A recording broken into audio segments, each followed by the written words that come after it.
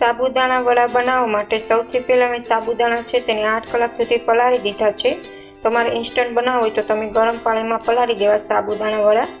હવે તેમાં બાફેલ બટેકું એડ કરશું, લીલા મરચાં એડ કરી દઈશું, સ્વાદ પ્રમાણે મીઠું, 1 ચમચી હળદર, 1 ચમચી ધાણા જીરું પાવડર, અડધી ચમચી ગરમ મસાલો, 1 ચમચી લાલ મરચું પાવડર અને ધાણા ભાજી એડ કરી દઈશું અને વડા સરસ ટેસ્ટી બને તેના માટે લીંબુનો રસ એડ કરશું।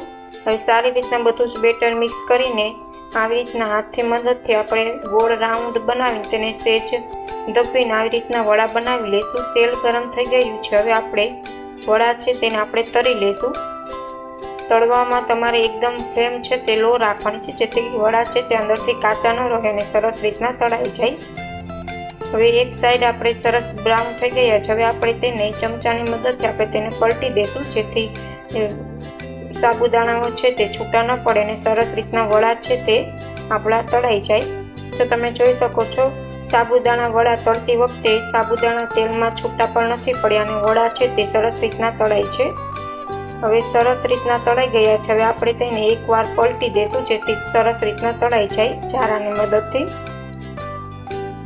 સરસ રીતના વડા તળાઈ ગયા છે, હવે આપણે તેને લઈ લેશું। Thank you for